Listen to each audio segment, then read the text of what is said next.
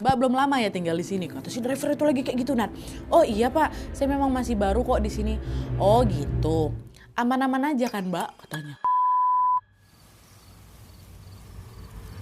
Hai wassalamualaikum warahmatullahi wabarakatuh. Terima kasih sudah klik video ini. Sebelum aku menceritakan kisah malam ini, aku pengen denger dulu nih cerita dari kalian. Gimana kabar kalian hari ini, apa aja yang terjadi dan bagaimana perasaan kalian di hari ini? Dimanapun kalian berada, semoga kalian selalu dalam keadaan baik, Aku ikut senang juga nih kalau misalnya hari ini kalian lagi happy-happynya. Tapi kalau misalnya ada di antara kalian yang lagi mengalami sesuatu yang berat nih, tenang. Istighfar, tenang. Badai pasti berlalu. Semoga kita semua selalu diberikan kekuatan untuk melewati hari-hari yang sulit ini ya, diberikan kelapangan hati juga untuk memaafkan semua yang jahat dan keikhlasan untuk melepas semua yang membuat kita benci.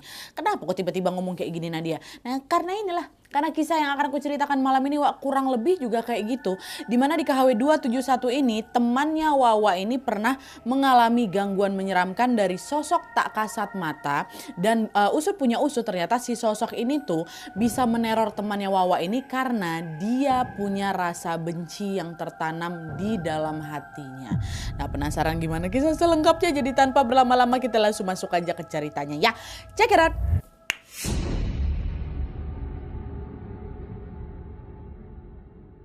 Oke, kisah yang akan aku ceritakan malam ini dikirim sama kita yang bernama Wisa dari Jawa Barat. Halo Wisa. Nah kejadian horor ini terjadi pada tahun 2022 lalu pada saat Wisa ini masih kuliah di salah satu kampus yang ada di Jawa Tengah. Jadi Wisa ini merantau dari Jawa Barat ke Jawa Tengah gitu ya. Nah karena merantau Wisa ini tuh tinggallah di sebuah kos-kosan yang tidak terlalu jauh dari kampusnya. Tapi setelah dia ngekos selama beberapa bulan, Wisa tuh kayak ngerasa nggak nyaman gitu loh di kos lamanya ini. Dia mau pindah. Wisa pun menceritakanlah keinginan itu ke teman-teman kampusnya yang lain yang namanya Wana, Manik dan juga Meletik. Dan tanpa Wisa duga ternyata ketiga kawannya ini juga merasakan hal yang sama. Mereka juga bilang, pas kali aku juga ada rencana mau pindah kosan ini. Gimana kalau kita ngekos bareng aja lah yuk. Katanya, iya boleh. Kalau misalnya ada info kos-kosan bagus di sekitar kampus nanti langsung berkabar ya kita ya. Nanti kita survei ke sana sama-sama, kata salah satu di antara mereka. Dah lah tuh. Akhirnya selang 2 minggu kemudian si Wana salah satu kawan ini bilanglah ke kawan-kawan yang lain, ke mereka bertiga ini, gengs aku kemarin sempat cerita sama bapakku kalau kita pengen ngekos bareng dan ternyata belum lama ini bapak aku baru aja beli rumah di dekat kampus aku. Keluarga aku tuh memang belum ada rencana buat tinggal di sana dalam waktu yang dekat ini. Bapakku beli di sana untuk nanti lah gitu. Nah sekarang nih kosong nih. Nah kata bapak aku kita udah nggak usah nyari kos-kosan, kita tempatin aja lah rumah itu. Dan kata bapak juga kalian nggak usah bayar, hitung-hitung rumah juga jadi diuruskan sama kita. Gimana kalian mau nggak kayak gitu? Nah dengar tawaran itu apa nggak langsung kami Nadia langsung ngangguk lah, kata si Wisa kan langsung mengangguk lah ini mereka semuanya. Siapa yang nggak mau dikasih tempat tinggal gratis ya kan? Apalagi rumah ini dibeli sama bapaknya Wana, maka mereka yakin bahwa rumahnya pasti bagus, pasti aman kayak gitu. Alhasil tanpa survei terlebih dahulu ke sana, Wisa dan teman-temannya pun langsung mengiyakan tawaran, langsung ngangguk mau kata mereka. Udah lah tuh singkat cerita tibalah hari dimana mereka ini mulai pindahan. Sesampainya di sana Wisa dan teman-teman barunya ini tahu kalau rumah yang akan mereka tempati ini merupakan rumah nomor 4 dengan gaya arsitektur Belanda. Rumahnya cuma ada 1 lantai aja dan di bagian depannya ada pagar tinggi berwarna putih katanya. Nah meski ukurannya nggak terlalu besar, rumah itu sangat cukup untuk menampung mereka berempat. Nah pas mereka masuk ke dalam rumah terlihat bahwa rumah itu tuh memiliki 3 kamar. Ada 1 kamar utama dan ada 2 kamar lainnya yang ukurannya lebih kecil. Nah kamar utama dibiarkan kosong sama mereka, bukan gimana-gimana ya udah kami nggak mau nempatin rumah kamar itu aja karena kegedean kali mungkin. Sementara Wisa dan juga teman-temannya memilih untuk tidur di kamar yang kecil-kecil ini. Wisa waktu itu sekamar sama Manik dan si Wana yang punya rumah ini sekamar sama si Meletik. Nah di hari pertama kepindahan mereka, Wisa dan kawan-kawannya ini merasa kalau rumah itu tuh vibesnya tuh macam sepi kali, macam engap juga Nadia katanya.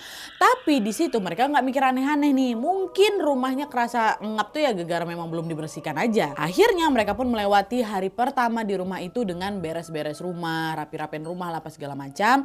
Dan alhamdulillahnya semua berjalan dengan lancar dan aman Tapi waktu kami masuk hari kedua Nadia, disinilah hal-hal janggal mulai terjadi. Jadi ceritanya Wak, hari itu sekitar jam 9 malam, Wisa dan kawan-kawannya ini lagi pada ngumpul di ruang tengah. Nah pas mereka lagi asik-asiknya ngobrol ini, tiba-tiba obrolan mereka terhenti karena mereka mendengar ada suara lolongan anjing.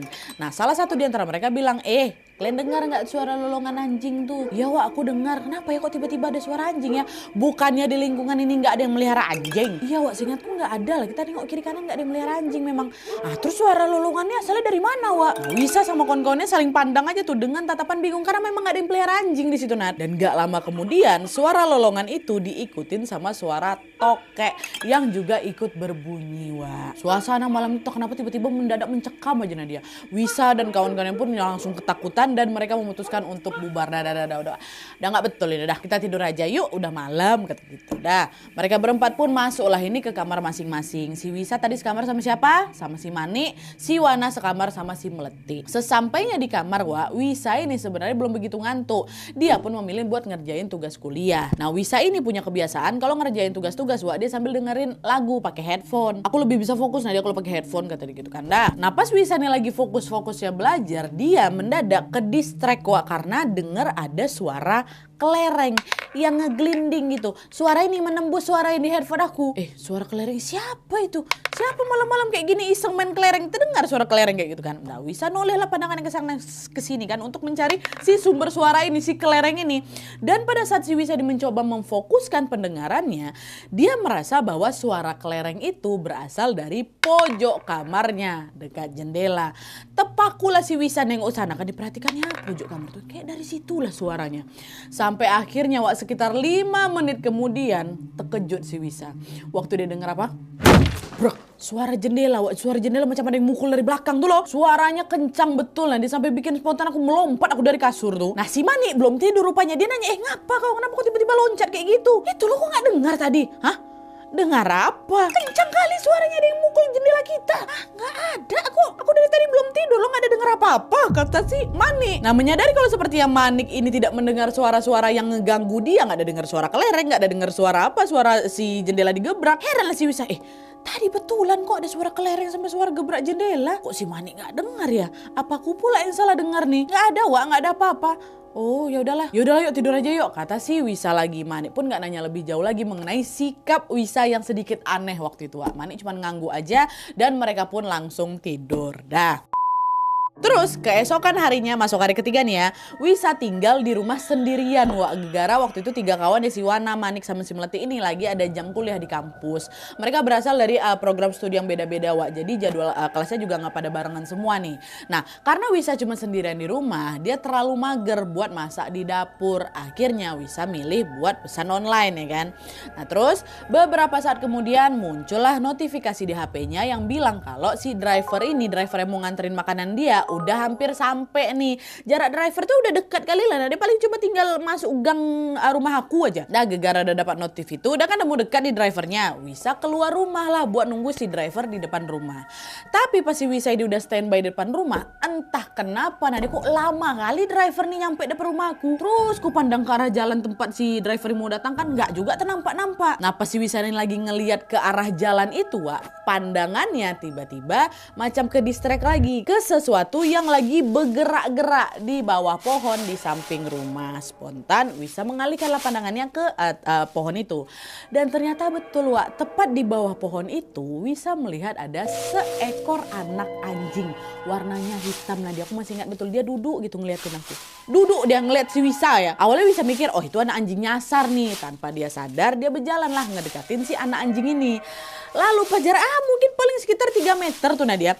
Langkah si Wisa ini tiba-tiba berhenti Wak. Karena dia tiba-tiba teringat sesuatu. Dia langsung ngebatin, semalam kan aku dengar ada suara lolongan anjing. Apa jangan-jangan ini suara anjing ini kali ya? Tapi kenapa tiba-tiba dia bisa ada di sini? Bukannya warga sekitar juga nggak ada yang pelihara anjing. Teras juga aku tutup, lewat dari mana anjing nih? Nah di tengah kebingungan itu Wisa terus ada dipandanginya si anjing nih. Anjing juga masih ngeliatin aku Nadia. Masih kayak gitu, dia gak bergerak sama sekali. Dan semakin diperhatikan Wak, anehnya di mataku Nadia, ukuran anak bayi itu makin lama membesar. Makin besar. Dan gak lama setelah itu anjing tuh macam pecah gitu loh Wak. pecah berubah jadi gumpalan hitam asap gede kali, ya Allah. Apa nggak melongo si Wisa waktu itu kan? Jantung aku berdebar berdetak kencang kali berasa sama aku, tapi aku nggak bisa bergerak Nat. Mematung si Wisa tuh. Apa dia jadi berubah gumpalan asap kayak gitu. Dan entah udah berapa lama si Wisa tuh ngelongok situ Wak, sampai akhirnya dia tiba-tiba dengar ada suara seseorang manggil dia.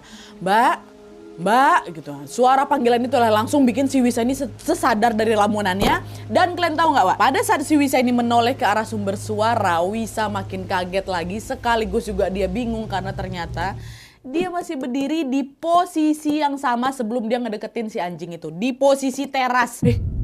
Kok aku ada di sini? Tadi kan aku udah jalan ke arah pohon tadi. Masih di sini aku? Sejak kapan aku balik ke sini? Gitu Wak. Jadi tadi itu kan si Wisa tuh jalan ngedeketin anjing kan Wak. Tapi waktu dia sadar itu dia udah ada dekat depan teras. Nah di tengah kebingungan itu suara orang yang manggil dia itu terdengar lagi. Mbak, betul dengan Mbak Wisa? Ini loh Mbak pesanannya. Dengar itu barulah si Wisa sadar ternyata yang manggil dia itulah tadi driver ojol yang lagi nganterin makan dia Wak. Udah datang duluan si driver nih. Iya Pak, betul ini saya Wisa. Makasih ya Pak ya, kata gitu. Nah terus driver tuh bilang lagi, ya sama-sama. Mbak sendirian di rumah? Kata si driver ojol nih kan.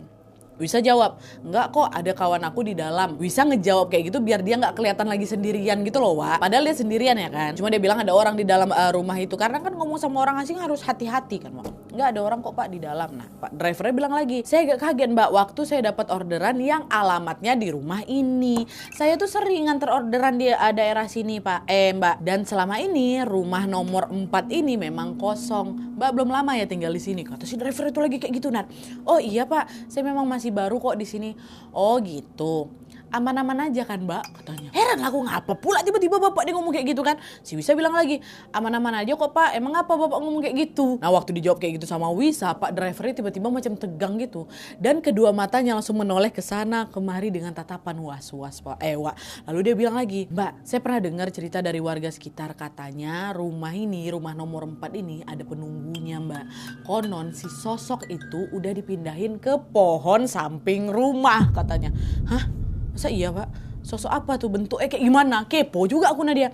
Kata orang-orang sih bentuknya macam gumpalan asap hitam Mbak. Tapi saya sendiri juga belum pernah lihat langsung katanya. Nah apa yang disampaikan sama si driver itu bikin bulu kuduk si Wisa langsung berdiri. Ya Allah aku kan tadi baru aja ngeliat gumpalan asap tuh. Jangan-jangan ini nih yang dimaksud sama si bapak nih. Pak emang gumpalan asap tuh sebenarnya siapa Pak? Apa wujudnya? Nah kalau itu saya nggak tahu pasti Mbak. Saya juga belum pernah lihat kok. Tapi saya pernah dengar dari warga katanya dulu tuh pernah ada orang yang pesugihan Mbak. Terus dia meninggal bunuh diri dekat rumah nih. Nah warga sekitar percaya kalau dia itulah yang sekarang jadi gentayangan. Terus dia jadi gumpalan asap hitam tuh. Mbak hati-hati aja Mbak ya. Jaga sikap dan juga jaga hati selama tinggal di rumah ini. Jangan nyimpan perasaan benci ya Mbak.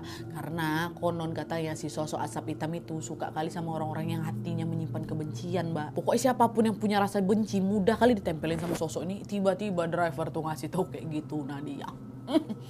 Oh gitu Pak ya, oke baik siap.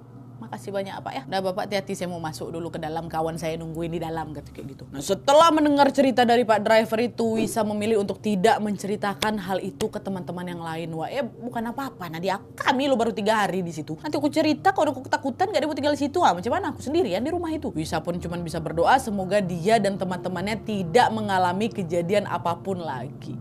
Tapi sayangnya kejadian itu ternyata masih belum berhenti juga Wah.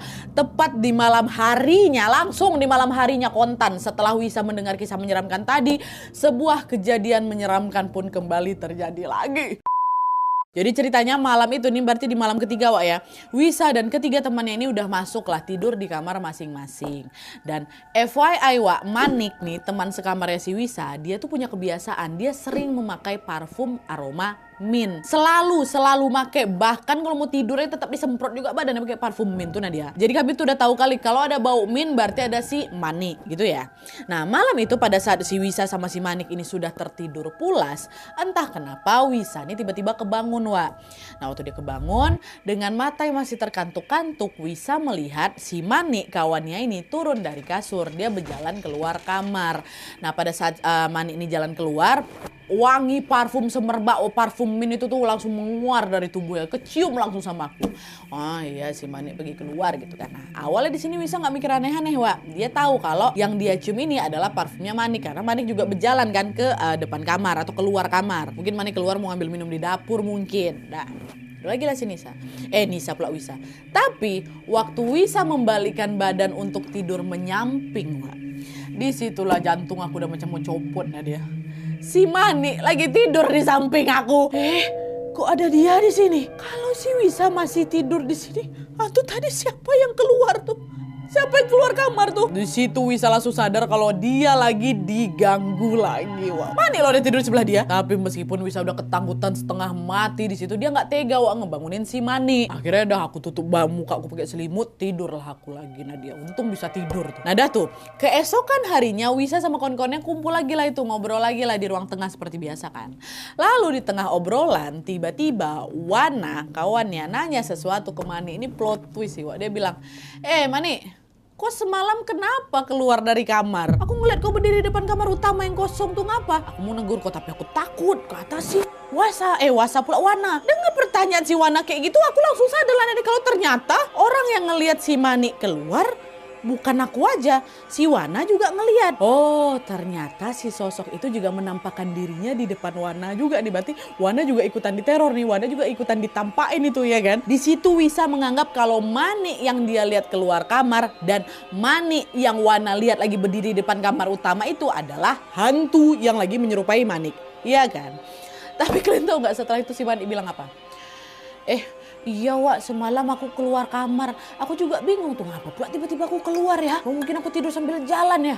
Itu kata Mani, Wak. Itu dia plot twistnya. Jadi ternyata tadi malam Mani itu memang betulan keluar kamar, Wak. Makanya si Wana nengok itu betulan Mani. Padahal gak lama setelah itu si Wisa ini kan ngelihat Mani lagi tidur di sebelah dia kan. Dan kalau yang keluar itu betulan si Mani, berarti tadi malam yang aku pikir itu adalah si Mani, yang keluar itu adalah hantu, ternyata terbalik. Yang tidur sebelah aku itulah hantu. Di situ aku coba ngingat-ngingat lagi karena setiap detail dari kejadian tadi malam sampai akhirnya aku sadar, ya Tuhan, patutlah aku baru ngeh. Mani yang tidur di sebelah aku nggak bau min. Aduh merinding aku, nggak bau min. Tiap malam Mani tuh nggak pernah ke skip. Nah dia semprot parfum tuh. Berarti betul, Wak, sosok yang semalam tidur di sampingnya siapa ini bukan Mani, itulah dia hantu ya. Nah menyadari kalau tadi malam itu dia tidur sama hantu, lagi-lagi di situ Wisa memilih untuk tutup mulut doang. Alasannya sama Wisa nggak mau ketiga temannya ikutan takut juga ya kan. Astagfirullahaladzim, udahlah aku simpan sendiri aja lah. Dia pun terus tuh nyimak obrolan teman-temannya dengan bersikap seolah tidak terjadi apa-apa. Nah, pas mereka lagi asik-asik ngobrol ini, tiba-tiba terdengar, Wak, ada telepon masuk di HP-nya si Melati ya, si Melati. Melati pun berjalan menjauh dari kawan-kawannya dan mengangkat telepon itu. Wisa, Wana sama si Mani nggak tahu nih siapa orang yang lagi ditelepon sama si Melati nih. Tapi yang jelas, yang paling kuingat Nadia, nggak lama setelah telepon itu ditutup, wajahnya si Melati ini merah padam dan dia langsung masuk ke kamar sambil banting pintu. Wah, kenapa Melati, Wak? Lagi ada masalah apa dia? Kata si Wisa kan. Nggak tahu. Tapi tadi ku tengok mukanya memang macam orang marah sih, Wak. Ya udahlah, jangan diganggu dulu, biarin aja lah Melati sendirian sampai emosinya mereda. Mungkin dia memang lagi ada masalah, dia lagi pengen sendirian. Tuh, dah nih. Nggak lama setelah itu, mereka bertiga pun bubar lah ini, Wak, melanjutkan aktivitas masing-masing. Ya. Nah masih di hari yang sama nih, di hari itu pada malam harinya tapi Wisa dan Manik udah berada di kamar ya kan. Nah pada saat itu mereka sibuk sendiri-sendiri, Wak. Wisa lagi nge-scroll YouTube, sementara Manik lagi belajar materi kuliahnya. Nah pas mereka lagi asik-asik dengan aktivitas masing-masing ini, tiba-tiba untuk kedua kalinya Wisa mendengar ada suara kelereng lagi. Klining. Maaf. Nah, suara kelereng itu terdengar macam lagi ngegelidik di depan pintu kamar kami. Nah, dengar itu Wisa langsung refleks nengok ke arah si Manik buat mastiin Manik dengar juga nggak. Nah, waktu ku tengok dari ekspresinya kelihatan si Manik nih cemas. Wak, dengar kau? Malah Manik yang nanya. Oh, berarti dengarnya. Iya, Wak, aku dengar suara kelereng kan? Iya, Wak. Kelereng siapa tuh? Mana di antara kita yang punya kelereng? Diamlah mereka berdua saling berpandang gegara bingung. Apa tuh, Ayah? Nah terus nggak lama kemudian, Wak, mereka mencium ada aroma dupa yang pekat kali Nadia menguar masuk ke dalam kamar kami. Di situ Manik makin ketakutan. Wah, bau dupa. Aku paling nggak kuat sama bau dupa. Tolonglah matiin dupa ya, tolonglah, Wak. Kata si Manik. Panik kan si Manik, ketakutan dia, Wak. Nah akhirnya Wisa lah memberanikan diri, Wak, untuk keluar kamar dan mencari nih siapa yang membakar dupa malam-malam nih. Di mana nih sumbernya gitu kan. Nah tapi Wisa keluar sendiri, Wak. Manik tetap dalam kamar, takut kali si Manik, Wak.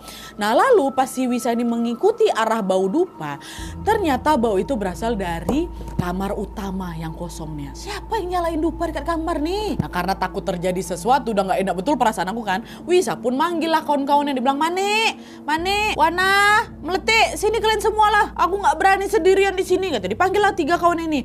Nah gak lama kemudian Wana sama si Mani datang Wak, nyusul juga ke depan kamar utama itu. Kok cuma berdua yang datang? Mana si Meletik? Nah Wana sama si Mani ngegeleng. Gak tahu aku. Apa jangan-jangan Meletik pula yang bakar dupa di kamar utama nih? Yowe kita cek yuk, takut pula aku Meletik kenapa-napa. Udah deg-degan kali kemana deh. Akhirnya mereka pun memberanikan diri buka pintu kamar utama. Dan pada saat pintu itu terbuka, disitulah mereka bertiga melihat Meletik dalam keadaan lagi merangkak sambil ngegigitin banyak dupa Wak di mulutnya. Meletik yang sadar kalau pintunya diterbuka, Wak langsung ngamuk-ngamuk di situ. Wah. Cuman anehnya suara amukan si Meletik ini terdengar macam suara laki-laki. Nah disitulah mereka bertiga sadar kalau alamak, kesurupan si Meletik. Di situ Wak Meletik masih dalam keadaan merangkak ngegigit dupa itu diperhatikannya satu-satu kawan. Kayak gitu. Meletik, kok ngapa Meletik? Kata mereka kan. Dan gak lama Meletik langsung merangkak cepat gitu ke depan mereka Wak. Dan langsung menyerang mereka satu persatu. Wisa waktu itu ditarik ya dupa, untung juga sempat tuh ditarik ya dupa, dibuang ya dupa dari mulutnya siapa itu, mulutnya si Meletik kan. Itu dibuang, makin ngamuk dia makin lompat. Pokok diserangnya lah kami, betul wow kayak gitu. Wisa dan kawan-kawannya bersusah payah menghindari serangan dari si Meletik ini Wak. Sampai akhirnya di satu momen si Wana berhasil kabur tuh dari sana, dia langsung lah lari keluar minta pertolongan sama warga ya kan. Gak lama Wana pun datang sama beberapa warga juga Wak, dan salah satunya adalah seorang bapak-bapak yang namanya Pak Sendang. Jadi Pak Sendang ini juga kebetulan di kalangan masyarakat terkenal yang kayak gitulah Wak. Dia orang-orang kayak gitulah yang bisa ngerti hal-hal gaib lah kan. Datang Pak Sendang di situ. Nah pas mereka semua sampai di rumah Wak, waktu itu kondisi yang Meletik ini masih kesurupan, masih nyerang aku sama si Mani. Nah melihat hal itu Pak Sendang pun langsung teriak, berhenti, jangan kau serang mereka. Kata Pak Sendang langsung menghampiri Meletik dan menahan tubuhnya agar nggak menyerang si mereka berdua lagi. Pak Sendang ngomong gini, mau apa kau? Kenapa berulah lagi? Kan udah dikasih katanya. Entah apa maksud dikasih itu Nadia ya, aku juga nggak tahu sampai sekarang. Tapi yang jelas sosok ini ngomong lagi, kalian semua bohong. Kalian mengunci aku di sini dan itu membuat aku sakit. Kau memang harus dikunci, gara-gara kau suka ganggu anak-anak kami, kata Pak Sendang lagi. Nah setelah mengatakan hal itu, Pak Sendang pun macam dipegangnya kepala Meletik itu kan Wak, cengkramnya kayak gitu zat. Lalu tangannya Pak Sendang ini macam menarik sesuatu gitulah dari kepalanya Meletik. Dan sesaat kemudian Meletik pun tiba-tiba teriak. Wah teriaknya kencang kali Nadia sampai pekak telingaku. Wah dia teriak kayak gitu, menggelegar suaranya. Dan disitulah mereka baru melihat tubuhnya Meletik ini terkulai lemas hingga dia jatuhlah ke lantai. Nah melihat kondisi Meletik yang tidak berdaya ini, para warga pun segera langsung membawa si Meletik ini ke puskesmas. Dan setelah diperiksa dan diberi perawatan medis, kondisinya Meletik ini pun berangsur-angsur pulih kembali Wak. Nah lalu pada saat si Meletik ini sudah lebih stabil nih, dia pun menghampiri teman-teman yang dibilang kayak gini, Wak maaf Wak ya, udah nyusahin kalian ya aku tadi. Dan tadi juga memang aku Wak yang nyalahin dupa di rumah itu. Kaget kami berdua, bertiga Nat. Kok nih ngapa pula kok tiba-tiba nyalain dupa? Gak pernahnya kok kayak gini. Tadi dari mana pula aku dapat dupa tuh? Entah Wak, aku juga gak tahu. Rasanya macam ada yang nyuruh aku bakar dupa, kata si Meletik lagi. Nah pas mereka lagi ngobrol ini, salah satu tetangganya mereka namanya Bu Yul dengar obrolan mereka Wak. Dan Bu Yul ini juga orang yang salah satu warga yang juga nganterin si Meletik ke puskesmas. Dengar lah si Bu Yul ini. Bu Yul bilang langsung, kalian ini memang lagi diganggu sama penghuni rumah itu. Kalian udah tahu belum sih cerita tentang rumah 04 tuh? Geleng lah kami enggak pernah dengar apa gitu kan, padahal aku tahu sesuatu tuh Nadia, cuman kan mereka bertiga nggak tahu. Lalu sesaat kemudian Bu Yul pun menyampaikan satu cerita yang sama persis seperti apa yang diceritakan sama Pak driver kemarin tuh loh Wak. Kalau dulu di rumah itu pernah ada orang yang pesugihan dan dia meninggal bunuh diri. Itu ternyata sinkron betul mah rupanya, kata si driver tuh. Bu Yul bilang, sosok yang menghuni rumah kalian ini paling suka sama orang yang menyimpan rasa benci. Dulu pernah juga ada kejadian orang yang tinggal di sana di rumah itu, dia sering diganggu sampai dia ketempelan. Cobalah sekarang kalian saling introspeksi diri. Apa mungkin di antara kalian ada yang lagi menyimpan perasaan benci? Kata Bu Yul nanya kayak gitu kan. Maaf, mendengar hal itu Wisa sama kawan-kawan cuma bisa berpandang-pandang aja Wak. Lalu sesaat kemudian Meletik lah yang buka suara. Iya Wak, aku emang lagi menyimpan rasa benci kali di hati aku. Aku mau pindah dari tempat kosan itu bukan karena kosan yang gak nyaman Wak, tapi aku tuh benci kali sama bapak pemilik kosan tuh. Kalian tahu gak? Aduh, Meletik sempat terdiam bentar Wak. Lalu setelah beberapa kali dia menghembuskan nafas berat, dia bilang, Bapak tuh sering kali ngelakuin hal nggak senonoh, Wak. Aku pernah jadi korbannya. Maka aku benci kali sama dia. Aku mau dia mati. Aku udah nggak kepikiran lagi mau penjarain dia. Aku mau dia mati. Itu kata si Meletik rupanya, Wak. Nah, ucapan Meletik itu bikin si Wisa sama kawan-kawan yang lain pun shock lah mereka di sana. Meletik udah nangis kami loh, Nat, nggak diceritain apa-apa sama dia, Nat. Awak juga ikut nangis waktu itu tahu si Wisa digituin. Wisa pula Meletik digituin. Dan akhirnya Wisa dan kawan-kawannya pun berusaha untuk menenangkan Meletik. Lalu setelah tangisnya agak mereda, Wak, mereka bertiga pun berjanji untuk membantu Meletik menyelesaikan masalah sama bapak kosan ini. Kita semua tahu, Wak, bahwa rasa benci ini kan bukanlah emosi yang baik ya kan. Tapi apa yang dialami sama Meletik juga tidak bisa disepelekan. Wajar juga kalau si Meletik itu marah muntap-muntap di atas kejadian yang dia alami. Dan sembari Meletik berusaha mengobati traumanya, kali ini Meletik yakin untuk bisa menindaklanjuti kasus ini lewat jalur hukum setelah ditenangin sama si kawan-kawannya. Dah lah tuh kan akhirnya setelah mereka mengalami teror yang sangat menyeramkan ini, Wisa dan kawan-kawannya pun tetap balik lagi, Wak, ke rumah 04 itu. Selama beberapa waktu lamanya mereka tinggal di sana, dan konon katanya sosok yang meneror mereka juga masih ada kok di rumah itu. Masih. Tapi kali ini Wisa dan teman-temannya nggak takut, Wak. Mereka punya Tuhan dan mereka juga makin rajin lagi beribadah, dan mereka sangat yakin kalau Tuhan akan selalu melindungi mereka. Gangguannya masih ada kok, tapi kami lebih berani aja gitu loh. Oke, Wak, jadi itu tadi pengalaman horor yang dialami sama Wisa dan juga kawan-kawannya pada saat tinggal di rumah 04 ini. Sebuah pengalaman yang tentunya tidak akan pernah mereka lupakan. Nah, soal kelereng tuh kelereng apa? Wisa nggak tahu, Wak. Tapi yang jelas suara kelereng itu sesekali masih terdengar kok setelah kejadian itu. Masih terdengar tiap malam, klining suara kelereng. Meski ada banyak sekali kejadian menyeramkan yang bikin mereka takut, Wak, dengan tinggal di sana mereka juga sudah mendapatkan satu pelajaran besar tentunya, yaitu jangan pernah memelihara rasa benci. Sebagai manusia tentu sangat wajar kalau sesekalinya kita ini ngerasa marah, kita ngerasa kecewa, sedih, kesal, dan juga benci kan, Wak. Tapi kita juga perlu tahu gimana caranya mengelola semua emosi itu. Anggaplah semua emosi itu sebagai tamu yang datang dan pasti akan pergi kok. Jangan disimpan terlalu lama di dalam hati, Wak, karena akan merugikan diri kita sendiri gitu ya. Semoga Wak semua juga bisa mengambil pelajaran dari kisah ini. Oke.